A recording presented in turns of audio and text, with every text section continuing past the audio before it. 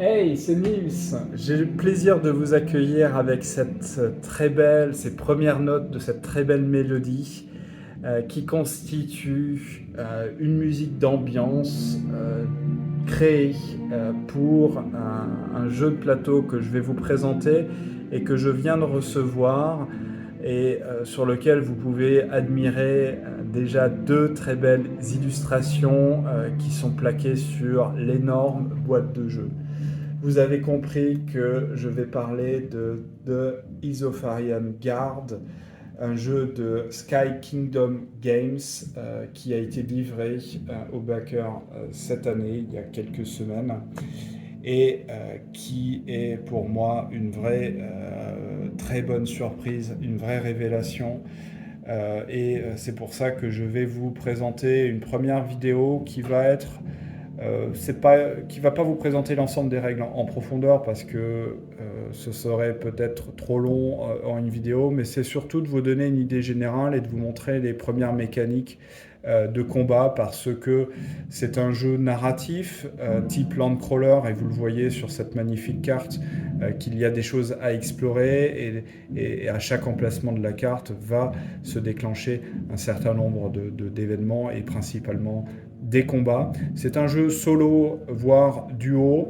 Alors je dis voire, non, il est totalement fait pour être joué en duo, puisque la campagne, vous allez pouvoir vivre 4 campagnes scénarisées dans laquelle vous allez incarner 2 gardes de la garde d'Isophar, qui sont une garde qui protège Isophar des attaques des pays voisins, une garde de frontière. Et forcément, cette troupe de garde va vivre une péripétie en découvrant un pouvoir magique complètement oublié et une menace qui apparaît petit à petit et qui est bien pire que la menace que pourraient apporter les pays voisins. Donc c'est dans cette ambiance-là que vous allez être lâché dans cette campagne narrative. Juste à noter qu'il y a quand même une originalité, c'est que je vous ai dit qu'il y a 4 campagnes, enfin en tout cas la narration est décomposée en 4 campagnes. Chacune des campagnes, vous allez incarner 2 gardes. Vous n'avez pas le choix de sélectionner les gardes que vous incarnerez durant les campagnes. C'est fixé par le jeu. Par contre, ce qui est intéressant, et c'est la promesse du jeu, je dis la promesse parce que pour l'instant, malgré la dizaine d'heures que j'ai déjà sur ce jeu, je ne suis qu'au tout début de la campagne. Non pas qu'il faille 10 heures pour faire le début de la campagne, mais il y a tellement d'à côté à faire, tellement d'à côté passionnant, en tout cas moi qui me passionne, que j'ai préféré finalement passer du temps sur tout ce que cet univers permet de découvrir et de débloquer, plutôt que de continuer tout de suite la campagne. Donc voilà l'explication de pourquoi j'en suis à plusieurs dizaines d'heures, tout en étant au début de la campagne. Et c'est ce que j'apprécie dans ce jeu, c'est que vous allez être complètement libre de faire ce que vous souhaitez, finalement comme des RPG de jeux vidéo qui ont des contenus vraiment très massifs, par lesquels généralement on a du mal à savoir par quoi commencer, et pour certains on oublie carrément qu'il y a une trame, une histoire principale. Voilà, donc l'intérêt de ces campagnes, ça va être, et c'est toujours cette promesse, qu'on va vivre la même histoire, mais avec des points de vue, des lieux, des temporalités qui vont être légèrement différentes, ce qui doit nous permettre au bout de la 4e campagne d'avoir un point de vue complet et une compréhension complète de ce qui se passe dans Isophar. En tout cas, c'est la promesse. Je verrai quand j'en serai là. Pour l'instant, j'en suis loin. Mais en tout cas, c'est une promesse qui me parle. Parce que c'est toujours très intéressant de découvrir une thématique de manière progressive avec des éléments qui vont se rajouter au fur et à mesure. Le matériel est très beau, vous voyez les illustrations, elles sont tout juste magnifiques. On a des plateaux joueurs en carton qui sont en double couche. avec des jetons plastiques. Vous n'avez pas de jetons carton. En fait, comme beaucoup de RPG plateau, hein, où on est noyé par ces jetons carton, en fait, le Sky Kingdom Games a décidé d'utiliser des chips que vous voyez ici, comme Chip Theory Game, et qui réalisent finalement la mécanique et la manipulation principale des phases de combat. Et vous allez, je vais vous présenter ça dans quelques instants. Donc voilà, un matériel des illustrations, une esthétique vraiment très très belle et très cohérente. Et vous allez voir des mécaniques qui sont pour moi, alors toujours, hein, c'est mon avis, passionnantes en termes de combat, simples. Et j'espère que vous allez percevoir ça dans cette explication. Et qui vraiment nous permettent de nous focaliser sur les combats uniquement, plutôt que sur la compréhension des règles, sur des dizaines et des dizaines de mots-clés qui ont du mal à être intégrés. Coucou Chip Theory Games. Ici, pour moi, j'ai eu aucune difficulté. Et c'est avec toujours beaucoup de plaisir que je reprends les combats. Et jamais j'ai l'impression d'avoir fait une redondance. Pour autant, j'ai quasiment fait 60 combats sur cette dizaine d'heures. Donc je commence, alors je ne veux pas dire que je suis un vétéran, mais en tout cas j'ai pu voir cette diversité et ce souci de combats qui se répètent, de stratégies qui restent les mêmes.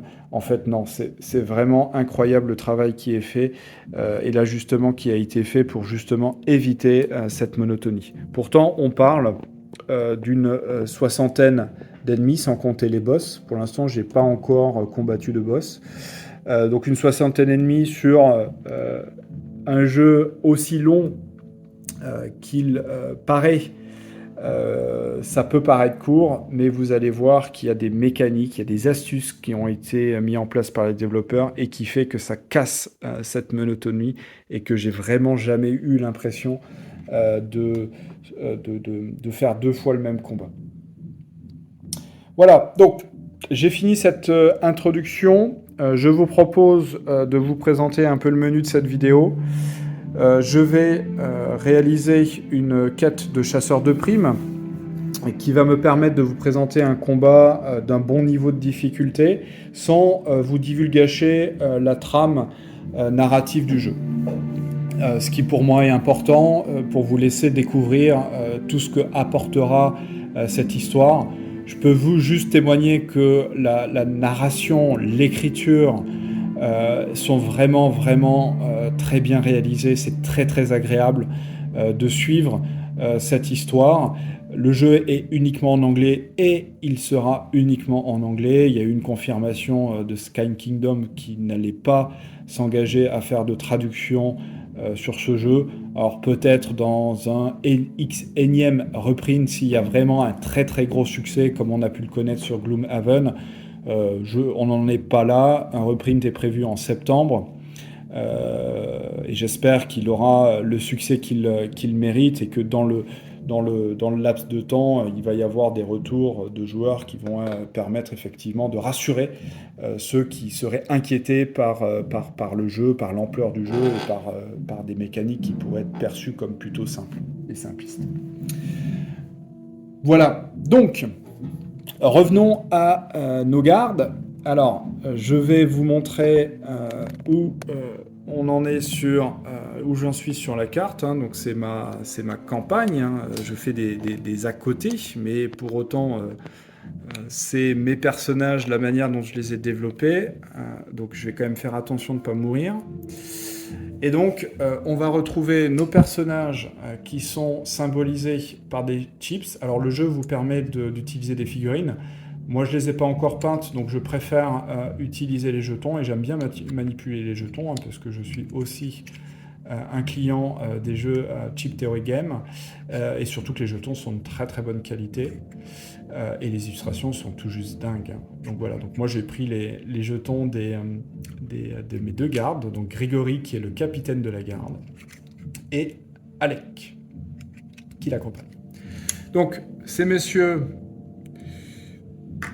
sont au nœud 103 Mon objectif, c'est d'aller à Rasdor, qui est une cité. Et il y a de nombreuses cités qui sont disséminées dans le pays d'Isophar. Pourquoi je vais à Rasdor? Parce que je planifie d'acheter une armure parce que j'ai réussi à collecter l'ensemble des matériaux et il me reste plus qu'à collecter l'argent nécessaire, mais j'espère que dans mon parcours, je vais pouvoir collecter cet argent. Et à l'issue de ça, je vais sélectionner une épreuve de chasseur de primes. Et c'est sur ce combat-là que je vais vous présenter vraiment comment le combat se déroule. Alors, j'ai pour l'instant des niveaux de garde qui sont plutôt très bons parce que j'ai passé beaucoup de temps à les faire progresser. Alors, toujours pareil, pas par obligation, parce que ça me faisait plaisir. Et je peux tout à fait comprendre que ce n'est pas votre façon de jouer, mais moi, c'est mon plaisir, et ça l'est aussi dans les jeux vidéo. Donc, ce jeu me permet d'aborder, il me donne la liberté d'aborder cet univers comme je le ferais si c'était un jeu vidéo. Et ça, j'adore. Et surtout qu'on n'est pas devant un écran. Donc, vous avez votre plateau de garde.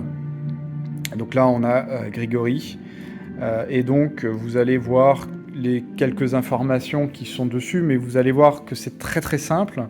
Vous avez les points de santé. Donc, j'ai 2 pions, donc ça veut dire que j'ai 23 pour Grégory. Alors celui-là, il ne devrait pas être là. J'ai une force, une puissance d'attaque de 5, simple, et j'ai une défense de 3. Voilà, donc ça, c'est pour mes caractéristiques. Vous voyez qu'on a 2 jetons gris qui sont ici. C'est les actions, les points d'action. J'y reviendrai quand on montrera un combat, quand je montrerai un combat.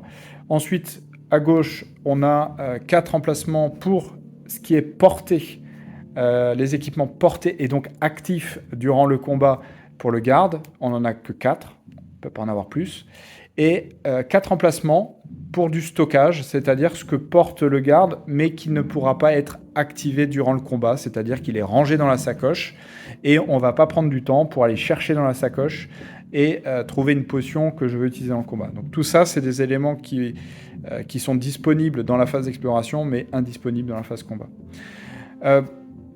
Donc voilà, et le jeu est très simple pour ça, puisque vous voyez qu'on a une icône, par exemple, pour les consommables, tout ce qui est compatible de cet emplacement-là possède l'icône. Donc très simple. Et vous voyez, il n'y a pas non plus beaucoup de texte. Hein, en tout cas, tout ce qui est anglais sur les règles et les cartes est vraiment, vraiment, pour moi, basique. Je ne suis absolument pas un expert en anglais.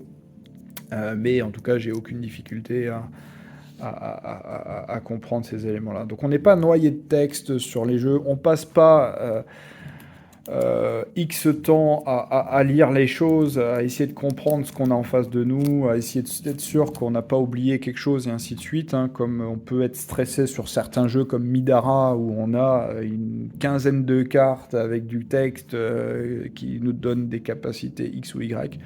Là, c'est rien de tout ça, c'est super fluide pour autant. C'est super stratégique et intéressant. Donc voilà pour la composition du garde. Donc là, je vous ai montré Grégory, Alec, c'est la même chose. Il n'y a pas de divulgachage sur mes équipements, même si c'est des équipements avancés. En fait, tout est disponible dès le départ du jeu. C'est-à-dire que vous avez accès à tout ce que vous pouvez avoir dès le départ. Et ça, c'est ce qu'ils appellent l'index. Alors, je ne retrouve pas la page de garde, mais en tout cas, c'est ce gros livret-là, où vous, finalement, comme un jeu de rôle, vous allez avoir l'ensemble des éléments qui vont être précisés. Je rentre à Riba, qui est une cité. Qu'est-ce que je retrouve à Riba? Je retrouve un forgeron qui va me proposer de construire ces équipements-là, ce dont j'ai besoin pour pouvoir construire. Donc ça a l'air quand même sympathique, hein, ces double H. les matériaux dont j'ai besoin, l'argent qu'il va falloir ajouter et ce que me permettra d'acquérir en termes de bonus cet équipement. Donc ça peut vous permettre de planifier finalement, bah tiens, moi je suis intéressé, celle-ci elle a l'air cool. Ok, j'ai besoin de ces matériaux. Où est-ce que je peux trouver ces matériaux? Je regarde sur la carte, c'est là, ok, c'est loin, il faut que je m'équipe avant parce que sinon je vais décéder sur la route, et ainsi de suite, et ainsi de suite. Donc tout ça, c'est vraiment accessible dès le début, et vous avez des nombres d'étoiles qui montrent la rareté et la puissance de l'équipement.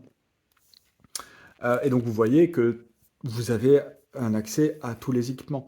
Ça ne veut pas dire que tous les équipements que vous allez pouvoir avoir dans le jeu sont ici. C'est qu'il y aura forcément des équipements qui vont être gagnés dans la quête principale et les quêtes annexes. Hein, des équipements légendaires que vous allez découvrir au fil de l'eau. Mais ce que j'adore dans ce jeu, et ce qui n'est pas le cas par exemple d'un Gloomhaven, vous avez plein de cartes, mais au début, vous pouvez rien faire parce qu'elles sont pas débloquées, parce que vous avez rien pour acquérir et elles sont pas accessibles. Ici, ben, je peux témoigner, je suis au début de la campagne 1, début des chapitres, hein, il y a 4 ou 5 chapitres par campagne, je suis au chapitre 2, le tout début, et j'ai déjà pu m'équiper d'une épée de niveau 3. Mais parce que ça me faisait plaisir. Encore une fois, ce n'est pas une obligation par le jeu. Hein. Mais par contre, vous avez cette liberté-là. Moi, ça me fait plaisir de ça parce que je ne veux pas prendre de risques dans mon exploration à malheureusement faire face à un ennemi qui est trop fort pour moi et avoir mes 2 gardes épuisés. Et en fait, lorsque les 2 gardes sont épuisés, vous perdez tout ce que vous avez dans vos emplacements de sacoche. Tout ça, ça part. Donc, si vous avez passé une session de 2 ou 3 heures de jeu à récolter des équipements rares, où vous étiez content et tout ça, et que malheureusement vous tombez dans un combat, tout ça, ça part. Mais ça fait partie des règles du jeu, et il faut l'accepter. Et ça, justement, ça mène une tension, parce qu'on ne part pas à l'aventure de manière avec le cœur aussi léger. On mesure les risques de perdre par rapport au gain. Et ça, c'est très très bien, parce que ça nous met en tension perpétuelle sur toutes les décisions qu'on doit faire. Donc, vous perdez l'ensemble des équipements des sacoches et vous perdez aussi tout l'argent que vous avez collecté. Voilà. Donc ça, c'est les seuls l'impact unique que vous avez si malheureusement vous chutez dans un combat. Donc c'est pas non plus la fin de tout, et vous reprenez sur le dernier point de sauvegarde, et un point de sauvegarde, c'est généralement le dernier endroit où vous êtes reposé, où vous avez restauré les points de santé. Donc voilà pour la partie présentation rapide des gardes. Je vais revenir parce que vous voyez sous ces cartes-là et les personnes qui ont joué à Final Fantasy VII, et je peux pas m'empêcher de vous montrer ça parce que ça c'est ma Madeleine de Proust. Vous retournez votre arme, qu'est-ce que vous avez? Vous avez des emplacements. Et qu'est-ce qu'on met dans ces emplacements? Oh, on met des gemmes qu'on appelle des Speaking Stones et qui vont venir s'enchasser dans les armes et qui vont permettre de débloquer des pouvoirs ou des éléments qui vont nous permettre d'être plus puissants. Et ça, la collecte de ces Speaking Stones, des armes qui vont vous permettre d'engager plus de placements, de voir jusqu'où vous pouvez aller en termes de force de personnage. Je suis complètement emballé, mais de la même manière, parce que je suis un joueur qui est sensible à ça et qui aime améliorer et devenir surpuissant, et en tout cas pousser la puissance à son paroxysme. Et je suis qu'au début, hein, donc tout ce que je vous montre, c'est pas des éléments qui sont super rares et qui sont disponibles d'ores et déjà dans l'index. Donc revenons à notre déplacement. Je veux aller à Rasdor, donc il va falloir que je passe, hop, je fais un zoom, par le point 104. Voilà. Le point 104, et pour aller, le point orange veut dire qu'on rentre dans la ville. Donc vous voyez qu'il y a différentes couleurs. Ben, le jaune, ça veut dire quoi? Ça veut dire qu'il va falloir piocher dans un sac des jetons qui vont dire qu'est-ce qui va se passer sur ce nœud jaune. Alors, qu'est-ce qui peut se passer sur ce nœud jaune? Deux choses simples. Soit on rencontre un ennemi basique, donc il y a un combat qui démarre. Donc on a 3 jetons qui représentent des crânes. Donc vous pensez bien que quand j'ai un crâne, j'ai l'ennemi le plus simple, et quand j'ai 3 crânes, ça commence à devenir chaud. Donc ça, on a un risque effectivement de tomber contre un ennemi qui est assez dur, comme on peut être tombé dans un ennemi qui est plutôt simple. Et associé à ces 3 jetons ennemis, on a 2 jetons boussole qui vont nous permettre d'éviter un combat, donc ça c'est plutôt bien, ou alors de sélectionner le combat parmi les 3 propositions parce que on a un butin qui nous intéresse et donc on va cibler tel ennemi et ainsi de suite. Donc on peut décider oui, je combats, non, j'évite le combat. Et lorsqu'on pioche 3 boussoles dans une région, dans une même région, on déclenche un événement, on déclenche une péripétie qui est une carte qui va nous donner un choix, une situation, un choix, comme Gloomhaven dans les événements de chemin, de route et de ville. Et ça peut être bénéfique, souvent c'est bénéfique quand même, mais pas tout le temps. Voilà, donc c'est les boussoles. Donc très simplement, on met les éléments dans ce très beau sac. On mélange, voilà, et on a le plaisir d'entendre le son des jetons qui s'entrechoquent. Et donc, j'ai une boussole. Donc, ça tombe bien, on va éviter le combat, et donc je vais pouvoir vous montrer un combat sur le combat chasseur de primes. Alors, je vais juste vous montrer. Alors, ça, c'est quelque chose que j'ai fait moi-même, parce que justement, je voulais un peu plus de place sur la zone de jeu. Et donc, je me suis fait ce petit résumé, c'est-à-dire que je suis au nœud 104, hein, j'ai tiré la boussole au nœud 104. Donc, le nœud 104, il est compris entre 78 et 108. Ça veut dire que c'est un événement de forêt qui est intervenu dans la forêt. Et donc, je vais mettre des jetons. Donc ça, c'est moi je prends des speaking stones, mais c'est pas le jeu qui vous dit ça.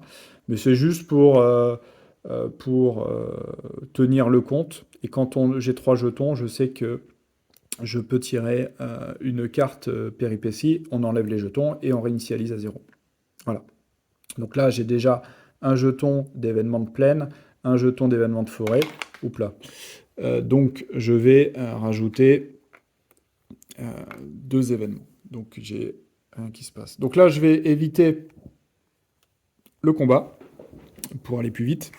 Donc je passe directement au nœud 104, je remets ma boussole dans le sac noir pour le prochain tirage, et donc du 104, je vais directement à Rasdor. Donc Rasdor, pour toutes les cités, le jeu, dans le matériel, on a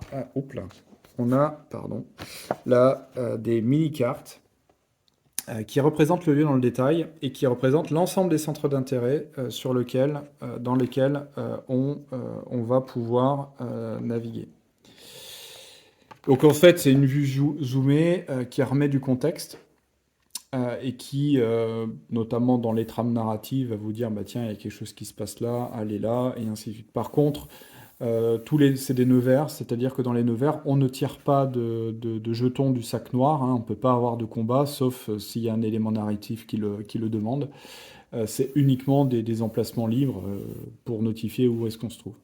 Donc, en l'occurrence, moi, je vais aller sur le forgeron, qui est Blacksmith, ici.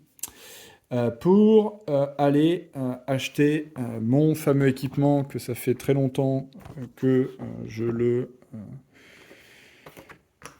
je vais le mettre là. Hop, ici. Voilà. Donc, une fois encore, je ressors mon index. Je sélectionne Rasdor, qui est la ville dans laquelle je me trouve. Voilà, donc préparez-vous à faire quand même pas mal d'allers-retours dans ce fameux index.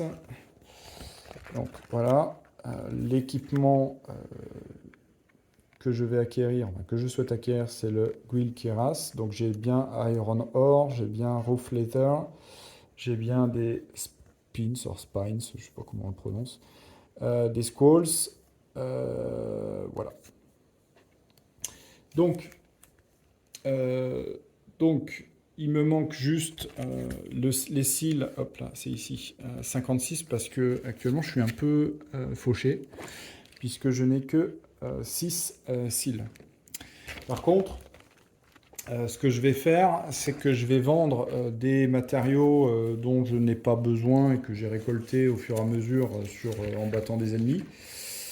Et j'ai aussi, et ça tombe bien puisque Rasdor, et vous allez voir que enfin, vous allez voir, vous vous rendrez compte que les tarifs, hop, je dézoome, que les tarifs dépendent des cités. Vous avez des cités qui vont vous racheter des éléments pour vraiment quasiment rien, et d'autres qui vont vous payer le prix fort, et c'est le cas de Rasdor pour ces types d'éléments-là.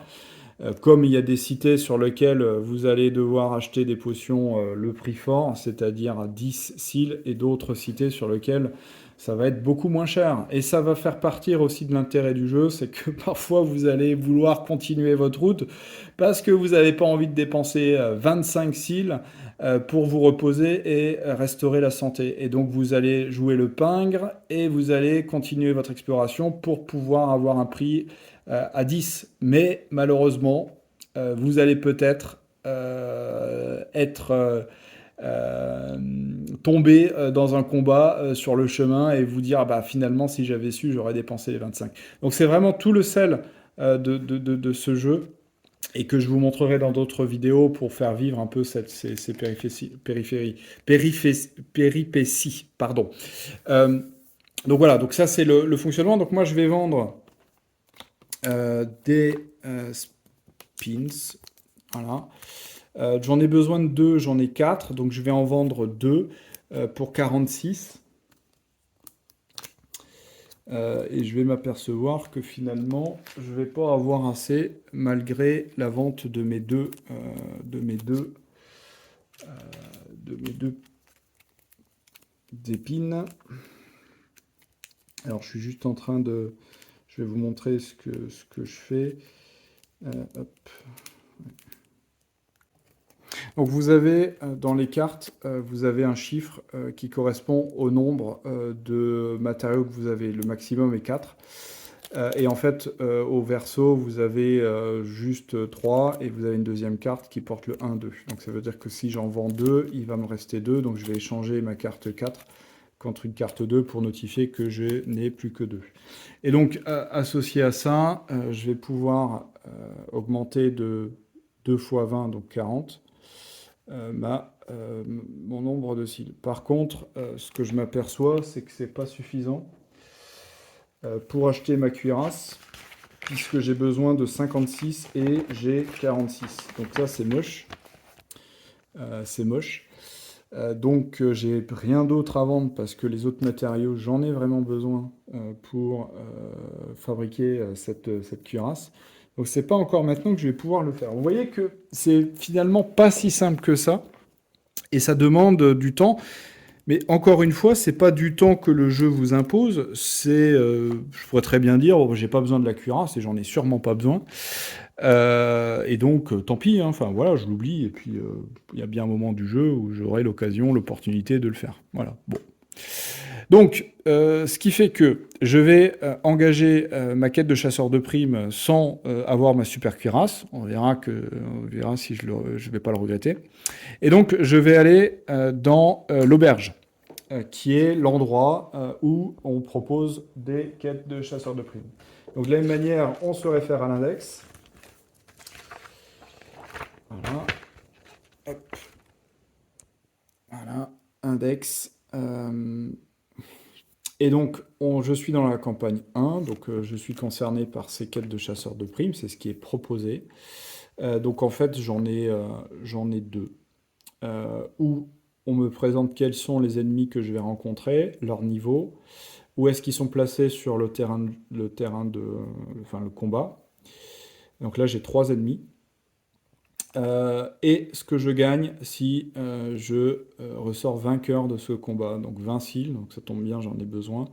Et une Speaking Stones. Et ça, vous allez voir que c'est assez puissant, pour autant qu'on ait des armes qui permettent d'équiper ce genre de gemmes.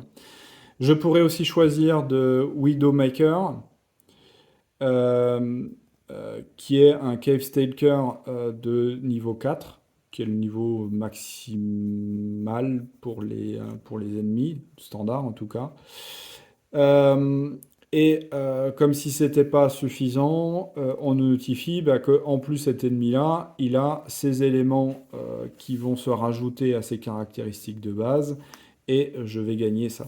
Donc, encore une fois, vous n'êtes pas à l'aveugle. Et ça, c'est ce que j'apprécie, c'est que vous pouvez très bien dire, bah tiens, ça, j'ai absolument besoin de l'ancienne route, parce que ça me permettrait de l'avoir, et ça fait partie de ma stratégie. Donc, je vais me préparer pour pouvoir battre ces trois sbires-là. Et c'est là où je vais dire, bah, tiens, qu'est-ce qu'il faut pour pouvoir les battre? Je peux consulter les ennemis et me dire, bah, tiens, il me faut tel ou tel équipement, et ainsi de suite. On peut très bien le jouer comme ça. Et ça fait pour moi partie des intérêts qu'on n'est pas à l'aveugle et que lorsqu'on va combattre, si on est éliminé, si on perd le combat, on n'est pas déçu parce que finalement, on avait toutes les cartes en main pour pouvoir réussir. En tout cas, sur ces missions chasseurs de primes, parce que forcément, dans la trame principale de l'histoire, les combats ne sont pas révélés, hein. Ils sont révélés que quand ils se déclenchent, donc quand il est trop tard pour changer quoi que ce soit. Mais en tout cas, pour ces missions annexes, ces préparations, vous avez vraiment la possibilité de choisir ce qui vous intéresse dans votre stratégie de développement de personnage. Ok, donc je vais prendre, alors sans savoir hein, si je vais réussir à les battre, le Sir Zilot et le Hand of Uvidet. Donc j'ai deux Sir Zilot qui vont être sur la première ligne, 1 et 2, et un Hand of Uvidet qui va être sur la ligne 3. Et je vais vous expliquer. Voilà, donc j'ai mis en place le combat, donc avec mes deux Sir Dilot qui sont en première ligne, et mon Hand of Uvidet qui est lui en ligne arrière. Alors déjà, cette notion de ligne avant, ligne arrière, c'est très simple. Tous les ennemis qui sont en ligne arrière sont intouchables, sauf si il y a une mention spéciale sur une carte, et on le verra durant le combat. Mais en tout cas, je dois éliminer la première ligne avant de pouvoir attaquer la deuxième ligne. Donc ça, c'est le premier, c'est la conséquence de ça.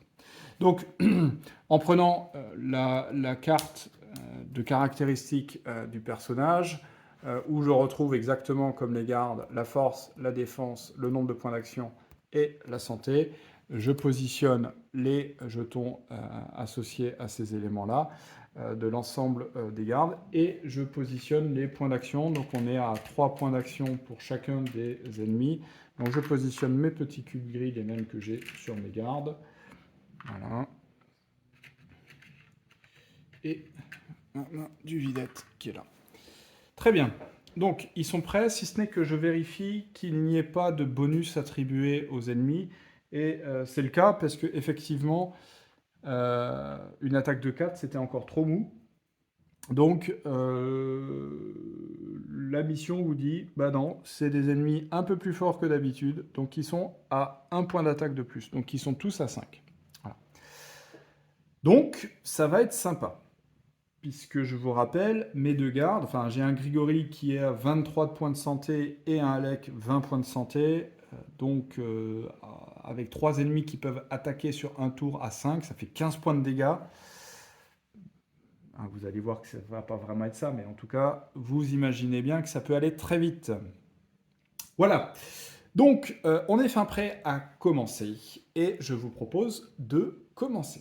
Donc, on n'est pas dans une embuscade, c'est-à-dire mes gardes ont l'initiative, ils vont commencer leur tour avant les ennemis. Et ça, c'est plutôt cool, parce que ça va permettre de mettre en place son jeu avant de laisser les ennemis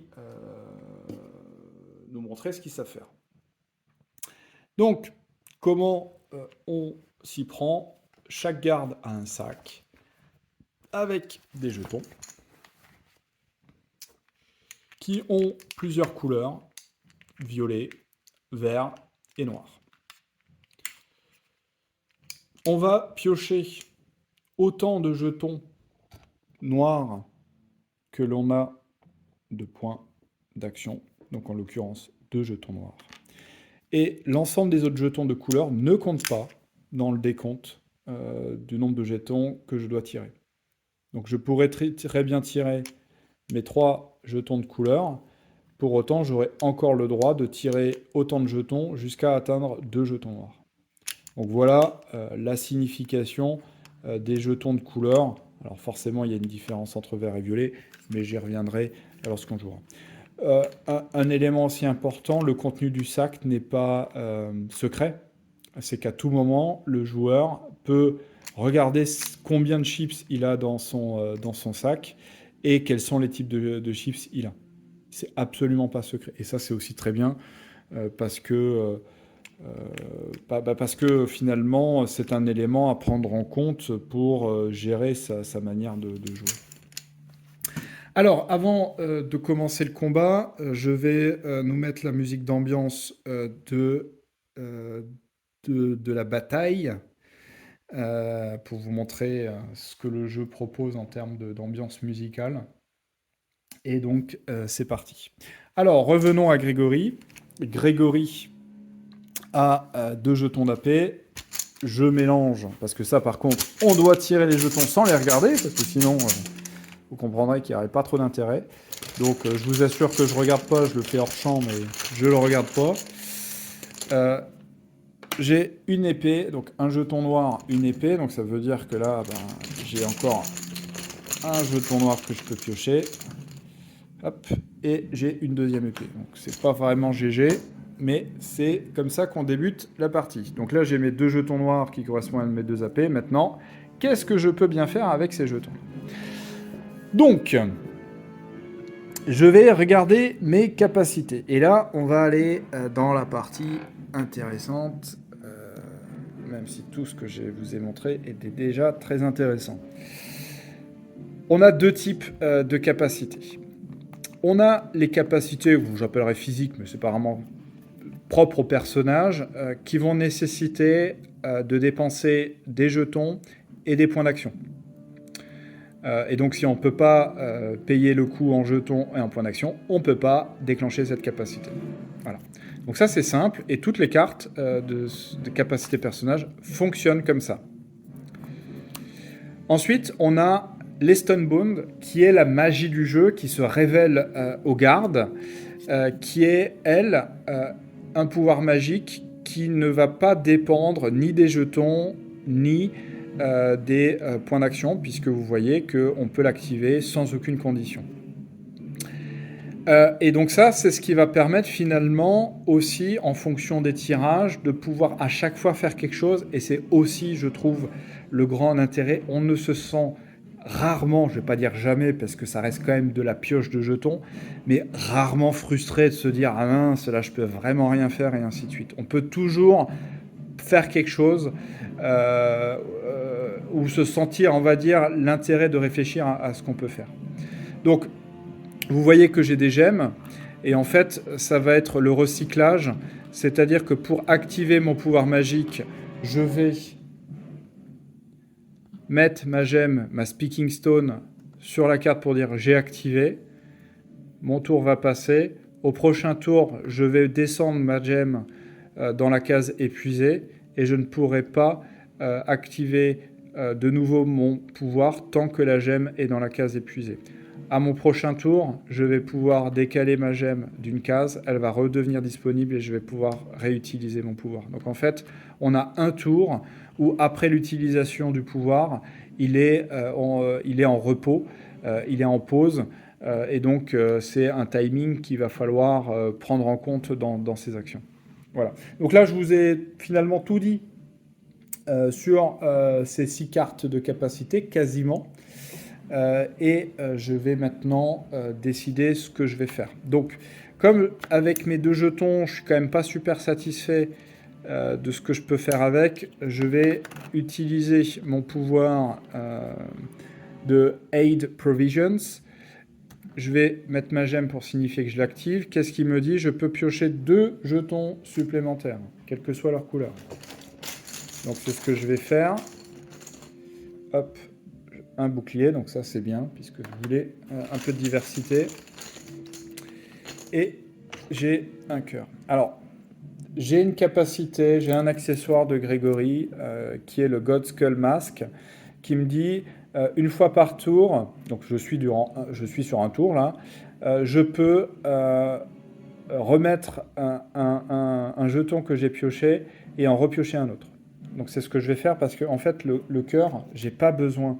Je suis au max de ma santé, donc c'est vraiment le mauvais jeton que j'ai tiré. Donc je le remets dans le sac, je le remélange. Bon, on peut le tirer une deuxième fois, mais ça peut arriver. Hop, non, j'ai un bouclier, très bien. Voilà. Donc, et de toute façon, même si c'était pas très bien, comme j'ai utilisé le pouvoir de mon God Skull Mask, je ne peux de toute façon plus rien faire. Je suis obligé d'accepter le tirage. Donc maintenant, j'ai 4 jetons. Qu'est-ce que je vais faire avec ces 4 jetons?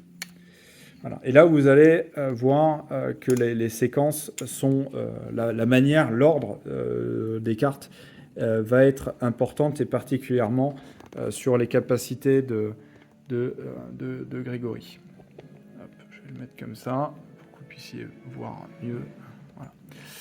Donc, je vais vous expliquer une caractéristique de Grégory. Chaque garde a une caractéristique vraiment spécifique, a une façon d'utiliser les cartes très spécifique. Grégory, il a le mot-clé chain. Ça veut dire quoi? Ça veut dire que quand j'ai une capacité qui a déjà été activée avant celle-ci, je peux réaliser la capacité chain. Donc ça veut dire que si j'ai déjà activé une capacité, je peux faire donc forcément attaquer un ennemi avec une puissance, avec un bonus de 0, donc ça veut dire avec mon attaque de base, et je vais pouvoir épuiser un point d'AP de l'ennemi. Voilà. Donc, la réflexion vis-à-vis de Grégory, c'est de dire par quelle carte je commence pour pouvoir bénéficier du mot chain. Donc, je vais commencer à utiliser un jeton bouclier, un jeton épée pour respecter le coup. Je vais épuiser un AP puisque ça me demande d'épuiser un AP. Et qu'est-ce que je vais faire? Je vais pouvoir donner un malus de défense à un ennemi. Donc je vais utiliser le Seer Zealot qui est dans le premier emplacement. Je n'utilise pas la capacité Chain parce que c'est la première capacité que je débloque. Ensuite, je vais utiliser Adjust Stance qui, elle, va me permettre de... Donc, il ne me coûte pas d'AP, hein, donc je n'ai pas besoin de dépenser de l'AP. Et qui va me permettre de retourner une carte. Et là, vous allez voir, ah oui, j'ai que 6 capacités, mais elles sont double face. C'est que j'ai à chaque fois une capacité derrière qui n'est pas forcément la même en plus fort, qui peut être aussi différente. Et vous allez voir que finalement, vous avez... là, en l'occurrence, j'ai 4 capacités, mais 8 capacités réellement qu'il va falloir combiner en fonction du moment où je vais retourner. Et elles peuvent avoir des combos les unes avec les autres que vous allez apprendre au fur et à mesure. Et donc, c'est pour ça que cette carte-là qui me donnait un jeton vert, je la bascule avec une attaque qui a un bonus de plus 2 et qui est très puissante. Voilà. Donc ça, je la mets et c'est pour préparer mon prochain tour, puisque malheureusement, il ne me reste plus qu'un jeton épée et que cette carte-là, elle demande que 2 jetons. Elle demande 2 jetons. Donc de toute façon, je ne peux pas payer le coup, je ne peux pas l'activer. Pour autant, je n'ai pas fini avec Adjust Stance, puisque c'est la deuxième capacité que je débloque, et je gagne le terme Chain, qui me permet de gagner un point d'AP bonus. Et ça, vous allez voir, c'est quand même très très important. Donc je vais prendre un jeton vert, que je vais positionner dans ma jauge d'AP. Je vais vous montrer après. Je termine ma séquence, il me reste un jeton, ce serait dommage de gâcher. Je vais le mettre sur flank et je vais pouvoir, donc je dépense un jeton d'AP, je vais pouvoir attaquer un ennemi sans bonus, donc ça veut dire que j'ai une force d'attaque de 5 et de toute façon j'ai pas le choix, hein, je vais attaquer le Sir Zealot, surtout que, alors là je vais peut-être vous montrer, hop, voilà, je vais attaquer le Sir Zealot parce qu'il a en plus un malus de 1, donc au lieu d'avoir une défense de 2, il a une défense de 1. Donc comment on attribue les points de dégâts? J'ai une attaque de 5, il a une défense qui a été réduite à 1, je fais 5 moins la défense, ce qui fait 4, et donc il subit 4 points de dégâts. Il était à 13, il tombe à 9. Voilà, donc c'est très simple, enfin en tout cas les calculs sont très simples, et c'est généralement, enfin, j'ai pas été confronté à des effets qui pourraient rendre beaucoup plus compliqué le calcul. Donc, je vais utiliser tous mes jetons. J'ai pas utilisé toute mon AP puisque vous voyez, j'ai utilisé 2 jetons d'AP, il m'en reste une qui n'est pas utilisée, mais comme j'ai plus de jetons, de toute manière, elle restera non épuisée. Et je vais terminer par une action de Cross Slash, qui est un pouvoir Stun Boon, donc il ne nécessite pas d'AP ou de jetons. Je vais mettre ma gemme sur la carte et je vais attaquer tous les ennemis, quelle que soit leur position de la ligne. Et là, ça commence à devenir intéressant. Pour plus 1, donc ça veut dire que j'ai une attaque de base de 5, plus 1, 6, et j'applique 6 à l'ensemble des ennemis. Donc, mon Sir Zealot, qui a une défense de 1 réduite par le jeton qui va durer tout le tour, il a donc 6 moins 1, donc 5, il subit 5 points de dégâts, donc il a plus que 4.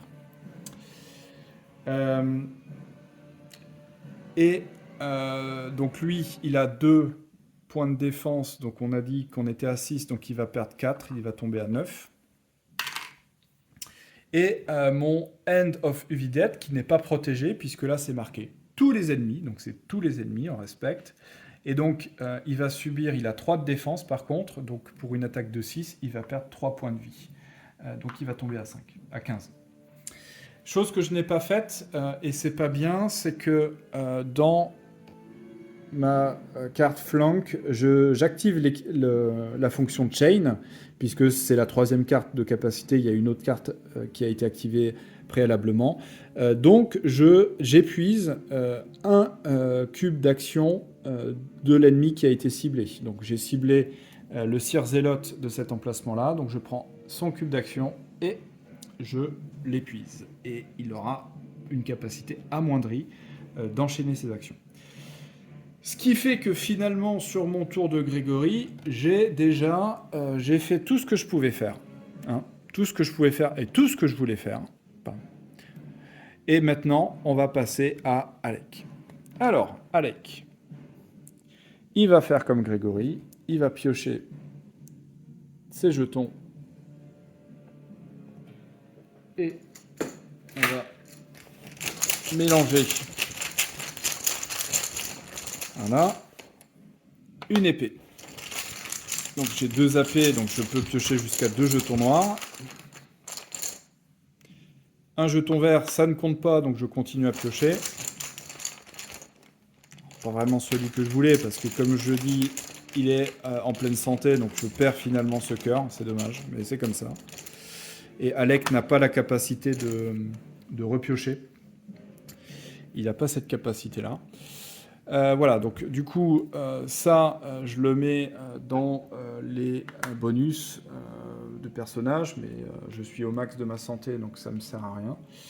Et j'ai 2 jetons, un double bouclier et un simple épée. Et donc, alors, c'est plutôt mauvais hein, comme tirage, enfin en tout cas pour ce que je veux faire. Ce que je veux faire, ça m'arrange vraiment pas. Ce que je vais faire, je vais m'augmenter les points d'AP. Donc je vais utiliser la Golden Potion. Donc pour une épée, un bouclier. Alors j'ai 2 boucliers, tant pis, c'est gâché, mais tant pis. Hein. Et donc je vais gagner un jeton vert. Donc je vais dépenser 1 pour... Donc je vais vous montrer. Hein. Hop. Voilà. Donc je dépense 1 puisque ma carte me demande de dépenser 1 et je gagne 1. Voilà. Ce qu'on gagne est directement disponible, hein. C'est que si j'avais eu d'autres jetons, j'aurais pu continuer, et c'est là où on commence à comboter, quoi. Voilà. C'est pas mon cas, tant pis, mais ça va me permettre de vous présenter comment lui, Alec, fonctionne. Il a des pensions, et donc il y a pour chacune des potions un mot-clé Empower. Finalement, ça peut vous faire peur les mots-clés, mais enfin, là j'ai 2 gardes, j'ai 2 mots-clés et c'est tout, hein. Donc c'est quand même plutôt basique. Et donc, comment débloquer, activer le mot-clé? Ben, il a une capacité qui s'appelle Combine, qui va permettre de faire 2 choses au choix.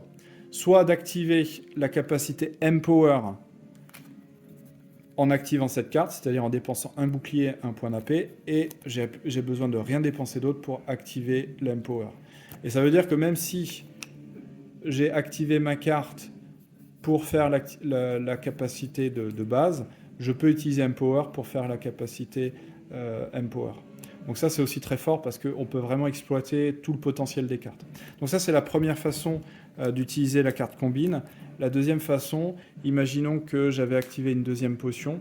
Quand j'ai activé 2 potions, je peux retourner, une potion. Et là, aussi surprise, Alec, il a aussi des cartes double face qui ne se retournent pas de la même manière que Grégory, vous allez le voir. C'est cette capacité combine qui va me permettre, si j'ai utilisé 2 potions, de retourner celle qui n'a pas été utilisée et de bénéficier de pouvoirs qui sont souvent beaucoup plus forts. Mais par contre, il faut réussir dans la séquence de jeu à avoir une bonne synchronisation et pouvoir se permettre de dépenser des jetons pour pouvoir retourner une potion. Donc ça, c'est vraiment aussi ce qui est intéressant, c'est que c'est des choses qui ne sont pas accessibles tout de suite. Vous voyez là, les 2 jetons que j'ai pris, bah, malheureusement, j'aurais voulu faire tellement plus de choses que ça, mais je peux faire que ça. Mais ça ne veut pas dire que derrière, dans le prochain tour, je vais pas pouvoir, je vais peut-être piocher des jetons qui vont vraiment être beaucoup plus intéressants pour moi. Pour autant, je fais ça, j'ai des pouvoirs Stone Boons et vous allez voir que Alex, c'est pas qu'une personne de support parce qu'il tape très très fort.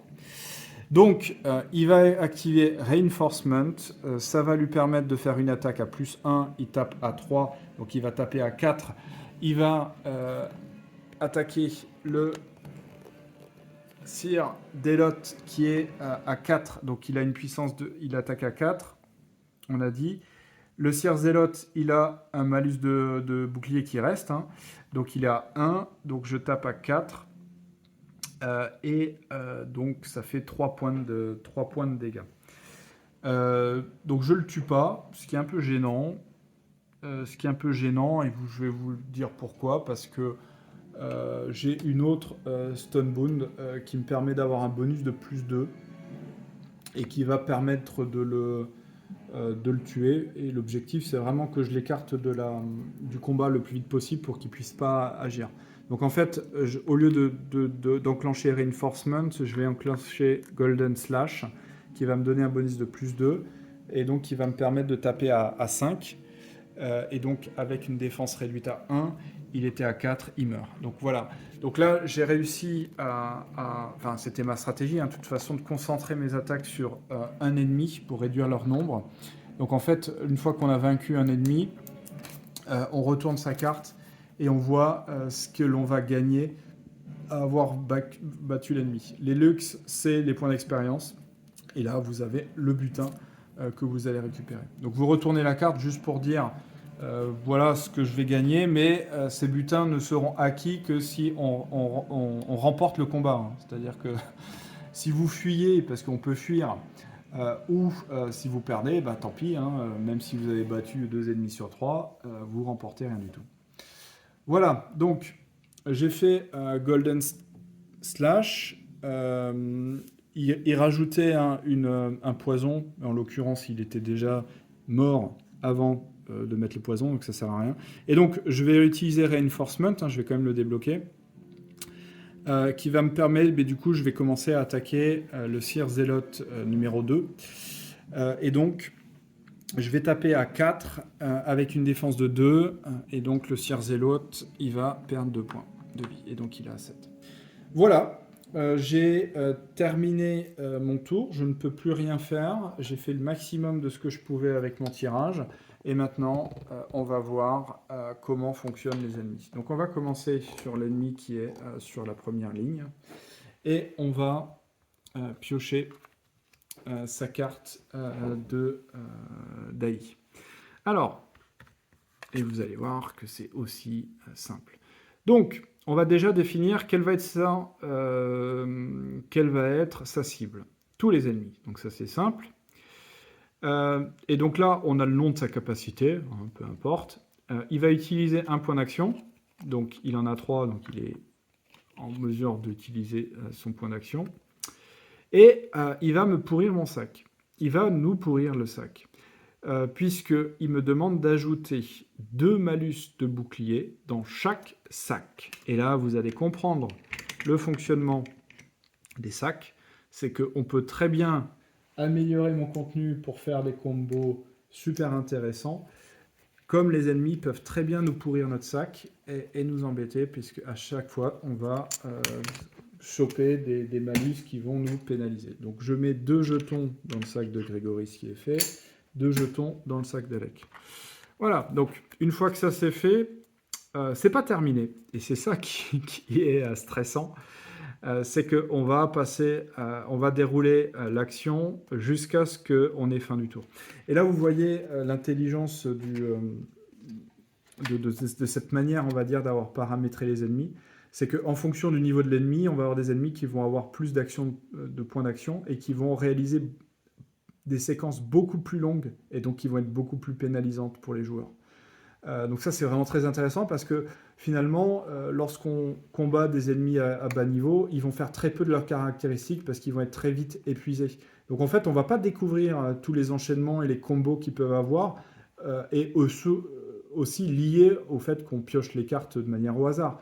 Mais des fois, on rencontre des combos qu'on n'a jamais rencontrés et qui nous font vraiment très mal. Et ça, je trouve que c'est vachement intelligent. Et je peux vous dire qu'avec 60 combats, j'ai vraiment pas l'impression de connaître par cœur des ennemis ou d'être ennuyé parce que je les connais par cœur. Donc voilà, donc Uvidet's Vision pour 0, donc il dépense pas de points d'AP et il va avoir le plaisir de piocher une carte. Donc on continue, c'est pas terminé. Et donc je pioche ma carte. Donc il choisit lui-même en cible. Et s'il a un nombre de santé qui équivaut à sa valeur de départ, il a rage en utilisant 2 points d'AP. Donc il n'a pas son niveau de santé égal à sa valeur de départ. Et il est inférieur ou égal à 7. Donc ça, c'est inférieur ou égal à 7, c'est vrai. Et donc, il va activer Blind Pain. Et donc, je vais dépenser ses points d'AP. Donc désormais, il n'en a plus. Et il va se soigner de 4, le cochon. Donc, il est à 7, 11. Alors, à noter que les ennemis peuvent se soigner au-delà de leur valeur maximale de santé. Donc voilà, donc ça c'est quelque chose à savoir. Donc il ne faut surtout pas leur laisser trop de temps. Donc là, on a fini puisqu'il n'a plus de points d'AP et puis de toute façon, on est à la fin du tour. Donc voilà pour mon Sir Zélote. Mais c'est pas fini puisque j'ai ma Brutus End of Uvidet. Donc lui, qu'est-ce qu'il va faire? Hop, l'endroit sera mieux. Donc lui, il va cibler déjà le personnage, le garde avec le plus bas niveau de points de vie. Donc c'est Alec, puis qu'il en a 20. Alors aggro, c'est quoi? Alors je ne vous l'ai pas montré, c'est le dernier garde qui fait subir des dégâts à un ennemi a le jeton aggro qui ressemble exactement à l'icône là-dessus, et on le positionne. En fait, c'est vraiment pour gérer les égalités, puisque le aggro est quasiment systématiquement toujours donné en condition de gérer, pour éviter qu'il y ait des égalités. Donc il va attaquer cette cible-là, et donc avec une condition, si la cible a des points d'AP épuisés, ce qui est mon cas, hein, puisque j'ai déjà joué, donc la condition est vraie. Hop, je mets mise au point. Et donc il va dépenser un cube d'AP, tchac, voilà. Et il va me faire une attaque à plus 4. Alors, vous allez voir, ça fait très mal. Il a une attaque de base à 5, plus 4, ça fait 9. Entendez bien, 9, la moitié de mes points de vie. Et mon pauvre Alec, alors mon pauvre, il a, lui, une défense de 3. Donc 9 moins 3, 6.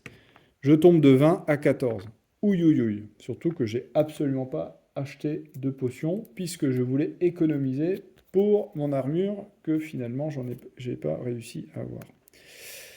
Et ça lui a coûté uniquement un point d'action sur 3. Et ça me demande de continuer à piocher les cartes. Ouïe, aïe, aïe. Deuxième carte. Donc il va le faire sur lui-même. Et donc il va dépenser un point d'action. Il en a encore 2, donc il peut. Voilà. Et il va gagner 2 jetons bleus. Et je vais y revenir jusqu'à la fin de son tour. Ensuite, il va continuer.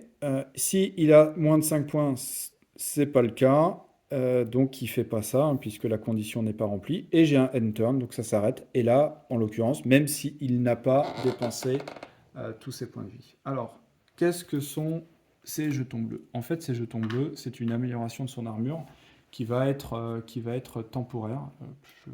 Si je vous montre déjà le bon truc, ce sera déjà ça. Donc, c'est des jetons bleus. Et donc, jusqu'au début de son prochain tour, il n'aura pas une défense de 3, mais il aura une défense de 5. Alors, autant vous dire qu'avec moi, mes attaques maximum de Grégory à 5, c'est le tour que je vais préparer là, ça sert à rien que j'engage des attaques. Et là, on va retrouver un peu toute la tension, enfin vous sentez toute la tension de trouver le bon timing, de découvrir un petit peu les patterns des ennemis, et se dire, punaise, celui-là, il va falloir vraiment que je tape au bon moment. Voilà, donc on va continuer désormais avec le tour, le deuxième round, mais avant de faire le deuxième round, on a la partie nettoyage. Alors, qu'est-ce qu'on appelle le nettoyage? C'est que, oh, pardon, voilà, je suis en train de fixer ça. C'est que les speaking stones qui ont été, enfin les stone boons qui ont été activés, on va mettre les speaking stones dans la partie épuisée. Donc c'est ce que je vais faire. Les jetons verts qui ont été tirés, on les range, ils sont perdus, on les remet pas dans le sac, hein, c'est la définition du jeton vert. Les jetons permanents qui reviennent dans le sac, donc les noirs et les violets, on les remet dans la zone épuisée. Et on vérifie qu'il n'y ait pas de conditions qui nous demandent de retourner des cartes.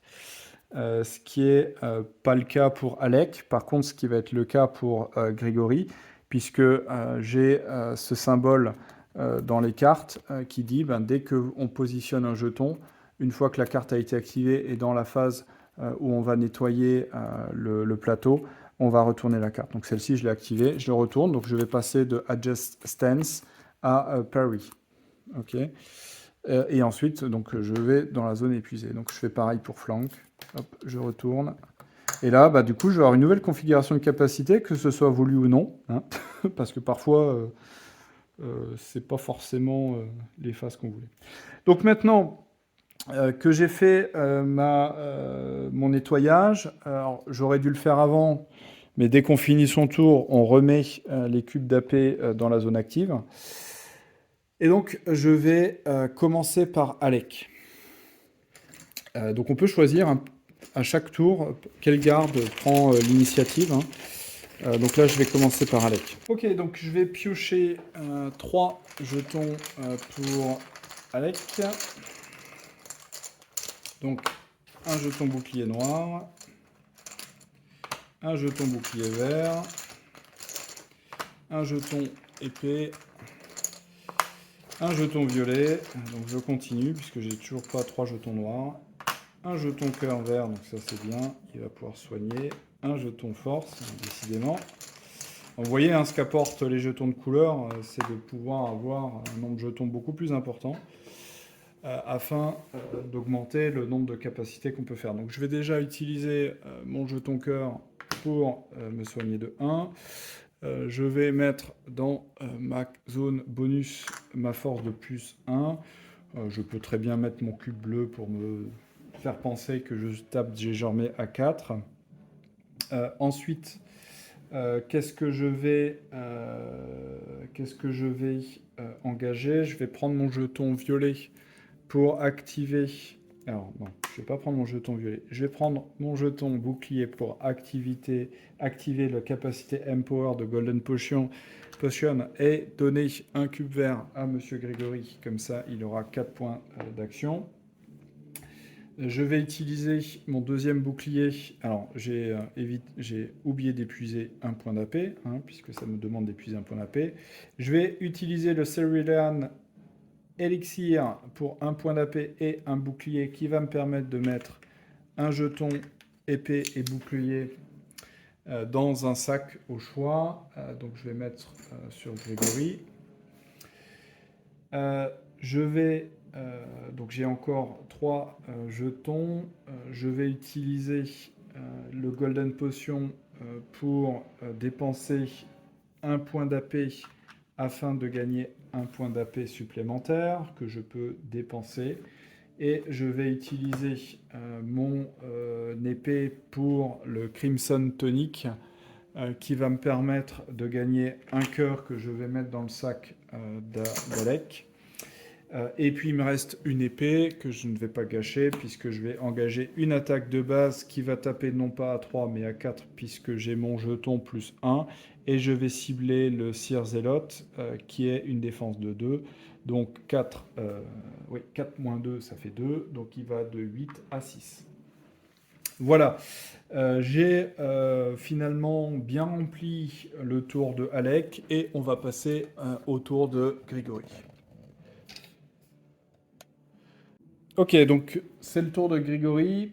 Alors, je vais piocher 4 jetons noirs. Donc, le premier, c'est une épée. Un bouclier vert, donc ça ne compte pas. Ah, un malus de bouclier. Une épée verte. Une double épée. Une épée simple, donc encore, et un bouclier. Donc là, j'ai bien mes 4 jetons noirs. Et puis, j'ai donc mon malus. Alors, j'aurais pu très bien décider de le repiocher avec ma capacité donnée par mon casque en crâne de mouton. Là. Mais bon, j'ai pas pensé directement, donc on va laisser le malus. Alors, que vais-je faire avec ces nombreux jetons? Hop, on va se mettre en zénithal sur les capacités. Alors, je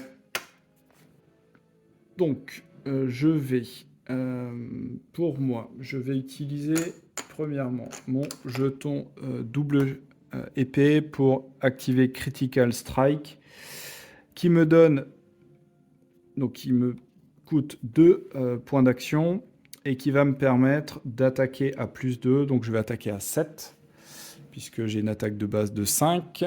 Et ce qui va faire que le Seer Zealot, il va subir, donc il a 2 de défense, j'attaque à 7, donc il va subir 5. Il était à 6, il est à 1 point. Je vais lui faire la pichenette qui lui manque. Donc je vais utiliser une épée que je vais mettre sur mon attaque de base, sur mon arme.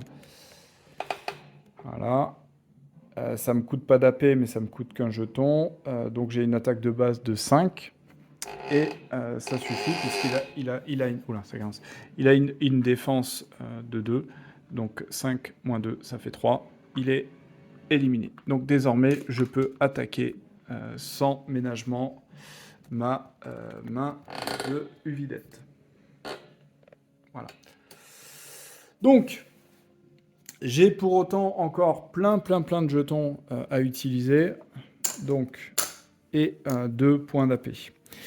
Alors, je vais Qu'est-ce que je vais faire? Hop. Ouais, je vais utiliser la capacité Parry qui va me permettre de gagner Evad. Donc Evad, ça va être un jeton spécial. Donc ça me coûte 2, j'ai épuisé toutes mes AP. Et donc je gagne Evad. Donc Evad, c'est ce jeton-là. En fait, ça me permet d'éviter une attaque. Ça dure jusqu'à la fin enfin le début de mon premier tour, jusqu'à la phase de nettoyage. Et la première attaque qui me touche ne me touche pas.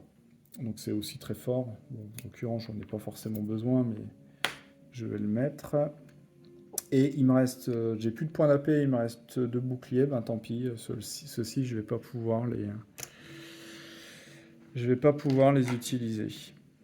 Voilà. Donc j'ai fini mon tour pour Grégory. Je recycle mes points d'AP. Je fais la même chose pour Alec. Voilà. Et maintenant, c'est au tour de notre ennemi de piocher. Alors, il va déjà perdre ses 2 points de bonus de bouclier. Voilà, puisque c'est le début de son tour. Et on va découvrir la carte. Donc, il va attaquer celui qui a la force la plus forte, donc ça va être Grégory. Et il va utiliser un point d'action. Il avait les 3. Il va faire intimidation. Il va ajouter ce méchant petit chips. Alors, il va faire quoi? C'est que si je pioche ce chips, j'arrête tout simplement de piocher. Ça met fin à ma pioche. Alors, si c'est le premier chips que je pioche, bah tant pis pour moi. Je ne pourrai pas faire grand-chose ce tour-ci. Donc, je le mets dans le sac de Grégory. Et on voit bien là comment on va pouvoir avoir des sacs qui vont être un peu moins performants. Ensuite, il peut continuer, puisqu'il a toujours des points d'AP. Il va faire un cross strike, donc ça va lui coûter 1 AP. Il va avoir plus 2, donc il est à 5, donc ça fait une attaque à 7. Et j'ai un Grégory qui malheureusement avait une défense de 3, mais il a le malus qu'il a récupéré en piochant de -1, donc il a une défense de 2. Donc 7 moins 2, ça fait 5. Mais comme j'ai le pion Evad, je ne subis pas cette première attaque. Donc voilà, donc j'en étais là. Et on a Sword Trust qui demande encore d'utiliser un point d'AP. Il peut, donc il peut le faire. Et ça va être l'attaque, toujours sur la même cible. Alors vous imaginez bien que si j'avais pas eu Evad, je me serais cogné combien 5 points de dégâts plus 4 points. 9 points de dégâts en une seule carte. Je rappelle, la santé maxi, elle est de 20 points. Moi, elle est de 23 chez Grégory parce que je l'ai augmenté. Mais en une seule carte, on a 50% des points de dégâts des points de vie qui peuvent partir. Donc en l'occurrence, donc il va me faire 4 points de dégâts. Donc il est à 6. J'ai une défense de 2, donc 4. J'étais à 23. Je tombe à 19. Voilà, donc je suis bien à 19 points de vie. Ce qui met fin à son tour, end turn, et donc c'est de nouveau au tour de mes gardes, mais avant je vais remettre les AP, l'AP de l'ennemi, et on va partir sur la phase de nettoyage. Voilà, donc je positionne juste la caméra pour que vous voyez, donc toujours pareil, les jetons verts je les remets dans leur emplacement d'origine. Ils ne reviennent pas dans mon sac. Ils sont à usage unique. Les jetons noirs, je les mets dans la zone épuisée. Je fais attention de savoir si on a des cartes avec ce symbole-là, c'est-à-dire que dès qu'il y a un jeton qui a activé la carte, on retourne. Donc là, on passe de combine à Rema Blade, et celle-ci, elle est assez puissante, puisqu'elle a un bonus de +2. Voilà, mais je ne peux plus utiliser la fonction Empower tant que je ne retourne pas cette carte, je n'active pas cette carte. Donc c'est toujours pareil, c'est des choix et c'est de la synchronisation d'action et de la projection qui n'est pas compliqué en fait. C'est quelque chose qui se fait assez naturellement parce que malheureusement, à chaque tour, en fonction des jetons que vous tirez, vous ne pouvez pas tout faire. Donc c'est une adaptation que vous avez systématiquement. Donc je fais la même chose pour Grégory. Alors, j'oublie pas, hein, mes Stonebound, ils étaient dans la partie épuisée, maintenant ils redeviennent actifs. Pour Grégory, effectivement aussi, puisqu'ils ont activé au même moment leur carte. Donc Paris, je la retourne. Critical Strike, je la retourne. Et désormais, j'ai Advance qui est de nouveau disponible. Les 2 jetons verts, je peux les virer. Voilà. Donc, maintenant, je vais commencer à piocher. Donc, le malus de bouclier, je l'enlève. Voilà. Bon, je pense que là, il va prendre cher. Il s'est pas mis de bonus Il s'est pas mis de bonus de défense. Il va prendre cher. Enfin, ça va dépendre de ce que je vais réussir à tirer, mais je pense qu'il va prendre cher. Allez, on continue avec Grégory. Ah, bon, commence pas bien. J'ai... Ouf, oh là là, alors il va falloir qu'il l'attaque, hein, parce que là, il a plus aucune... Enfin, il a plus qu'un point de défense, ça peut faire très mal. Hein. Très très mal. Ok, donc j'ai 4 jetons noirs que je peux tirer. Je suis toujours en jeton vert. 3e jeton noir. Et 4e. Voilà, donc j'arrête de tirer. Alors, vous voyez Enfin, vous voyez pas, mais dans mon sac, je sais pas si... Voilà. Il reste plus que 2 jetons. Je reviendrai au prochain tour. Qu'est-ce qui se passe quand on estime qu'on n'a plus assez de jetons? Donc, je vais prendre mes 2 points de vie.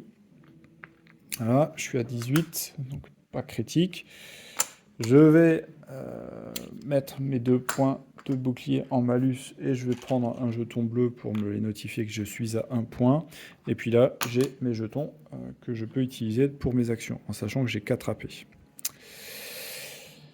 Bon, là, je pense que Alec, il va vraiment faire souffrir notre dévot de la religion du Vidette. Parce qu'il a tous ses Sunbound et il va attaquer 3 fois, voire 4 fois. Ouais. Alors,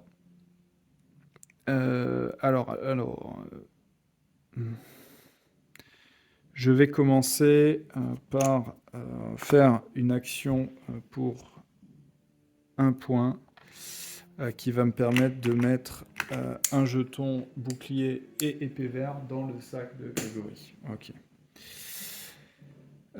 Ensuite, je vais encore dépenser 1 point d'AP pour mettre un jeton cœur dans le sac d'Alec.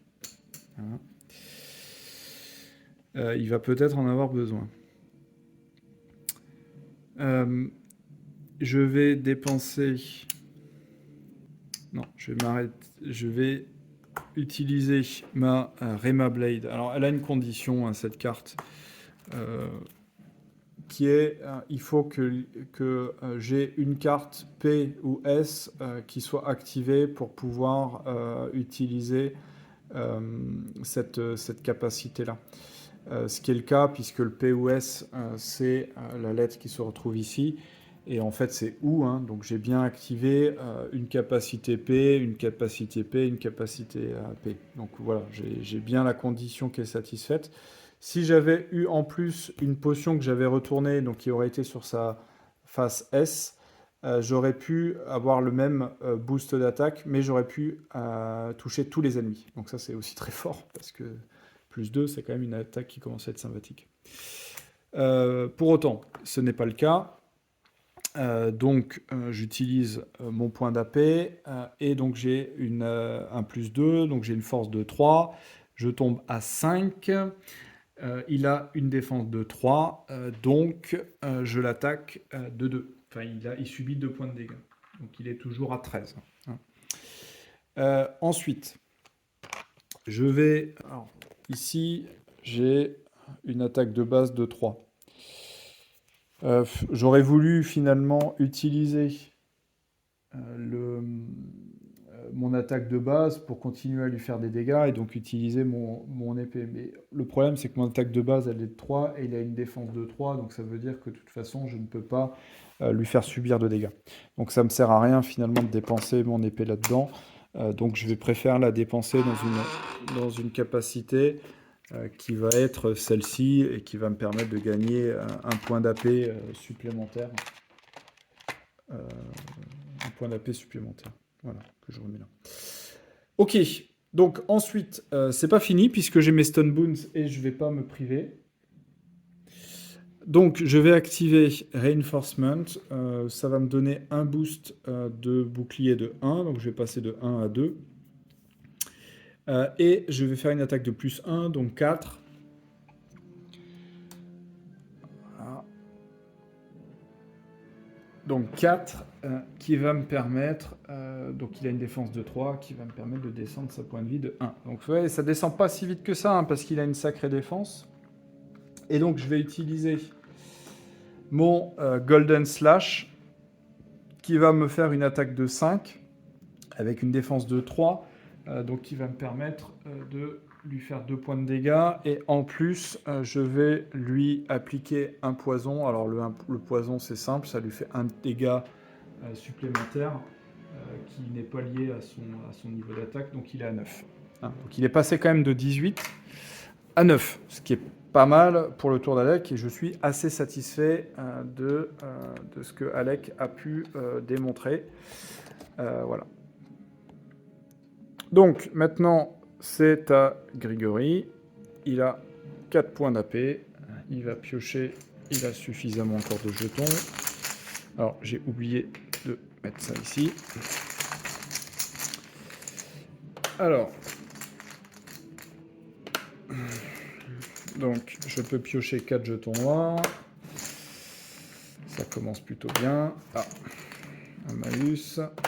Ah, voilà. Donc là, en l'occurrence, j'ai pioché la tête de mort. Donc je suis censé m'arrêter, même si j'ai que un jeton noir sur les 4. Mais comme j'ai mon crâne de chèvre, je vais pouvoir le remettre dans mon sac, remélanger et continuer ma pioche en espérant de ne pas retomber dessus. Alors des fois, on retombe dessus, hein, mais...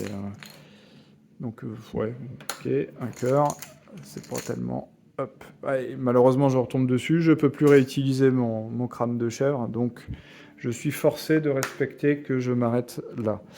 Donc, je gagne un point de santé qui est là. Mon malus de bouclier, je vais me notifier ça ici pour pas l'oublier. Et puis, ben, malheureusement, je n'ai que 3 jetons. Alors, qu'est-ce que je vais faire avec mes 3 jetons ? Alors, mes 3 jetons. Hop, je vais le mettre comme ça. Alors, avec mes 3 jetons.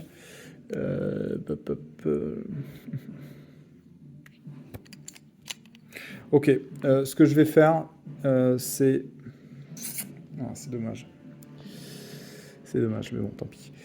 Je vais utiliser Adjust Stance. Ça va me permettre, donc ça ne me coûte pas d'AP, ça va me permettre de retourner une carte. Donc je vais Critical Strike. Et je vais utiliser ma double épée et dépenser 2 points d'AP pour infliger 2 points, une attaque avec 2 points supplémentaires. Donc ça fait une attaque de 7. Il a 3. Donc il subit 4 points de dégâts, il était à 9, il est à 5, donc ça descend vite, c'est bien.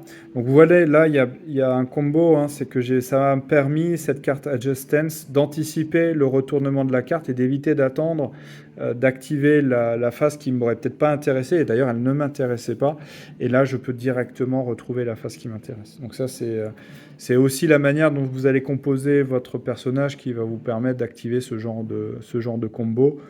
Qui ne sont pas le combo absolu, hein. C'est moi, ma manière d'avoir choisi d'orienter mon personnage sur l'ensemble des cartes capacités qu'il a débloquées. Ensuite, je réalise la fonction chaîne de Critical Strike et qui me permet de piocher 2 jetons supplémentaires. Ça tombe bien puisque il me reste 2 AP et un jeton épée et ça m'intéresse de pouvoir faire encore autre chose.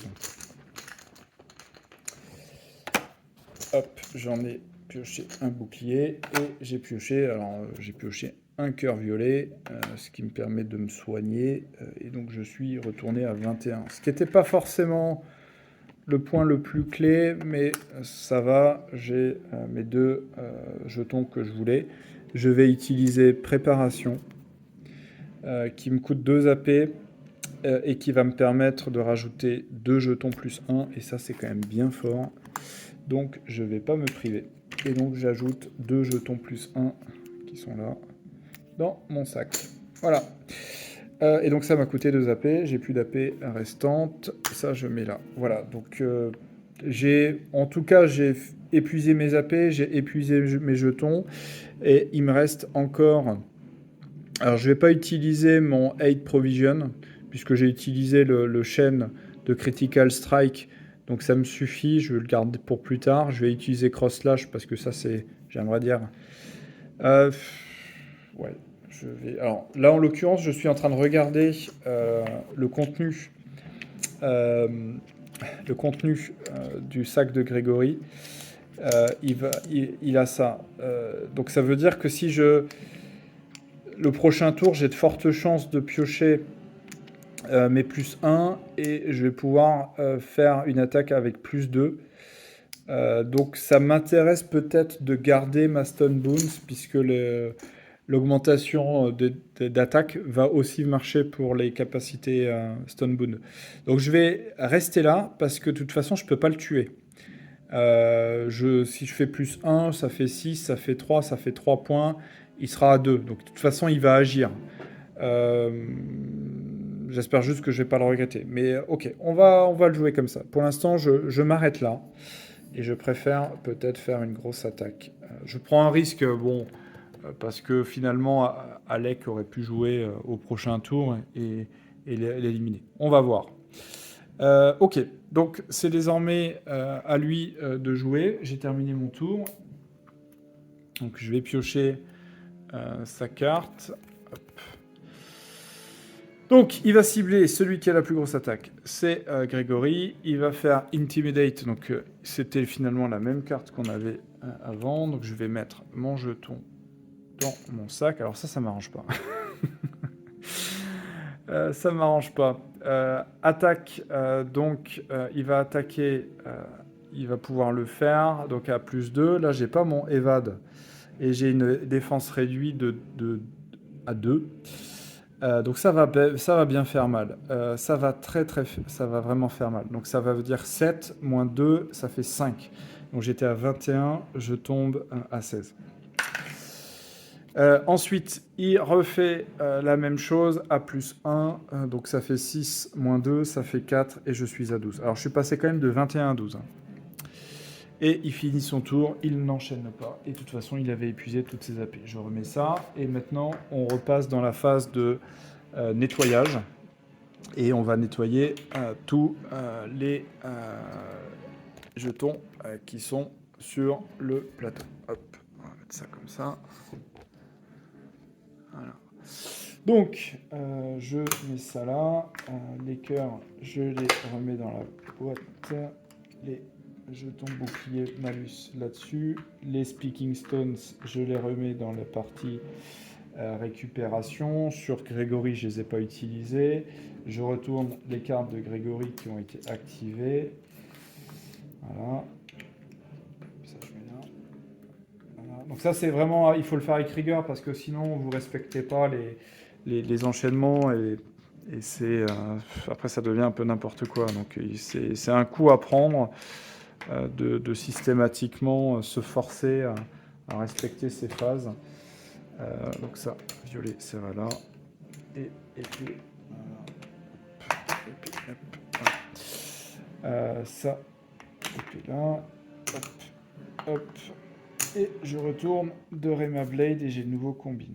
Voilà, je recycle ça, j'enlève tous les jetons bleus puisque tous les malus sont partis. Voilà, donc là je repars pour, je pense, ce qui sera peut-être,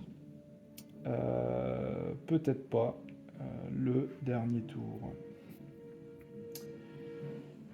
Alors, on va jouer Grégory. Parce que je vais jouer Alec en deuxième en fonction de ce que Grégory va pouvoir faire. Alors, ce qui m'embête, c'est que j'ai vraiment ce jeton rouge qui va m'embêter parce qu'il va m'empêcher de... Non. Ce que je vais faire, et c'est là, donc finalement, je vais pas prendre le risque de stopper mon jeu parce que je vais forcément piocher mon jeton rouge. Donc en fait, lorsque on a encore des jetons et qu'on veut remettre les jetons qui sont épuisés dans son sac et qu'on a encore des jetons dans le sac, on doit payer 1. Du coup, j'étais à combien? J'étais à 12. On doit payer 1 point de santé. Donc je vais passer de 12 à 11 pour pouvoir remettre les jetons épuisés dans le sac. Ce qui fait que là, je diminue le risque de tomber sur ma tête de mort rouge qui arrêtera ma pioche. Donc, je pioche. Hop. 1. Là. 2. Donc, j'ai 4 points d'action. Je peux jusqu'à 4. Voilà. Donc, j'ai 4 jetons. Et maintenant, on va voir comment ça va être utilisé. Alors, l'objectif, hein, c'est vraiment que là, il faut que je le fasse le plus mal possible. Donc en fait, je vais utiliser Feint. Je vous rappelle, Feint, ça me permet de lui diminuer sa défense de 1. Donc ça, je ne vais pas me priver. Et ensuite, je vais faire... j'ai 2 épées. Ouais, je vais faire une attaque simple à 0 qui va me faire 5. Et donc il a 2 de défense, donc ça va faire 3 points de dégâts. 1, 2, 3, voilà. Je vais utiliser celui-là. Alors j'ai oublié de mettre un ici.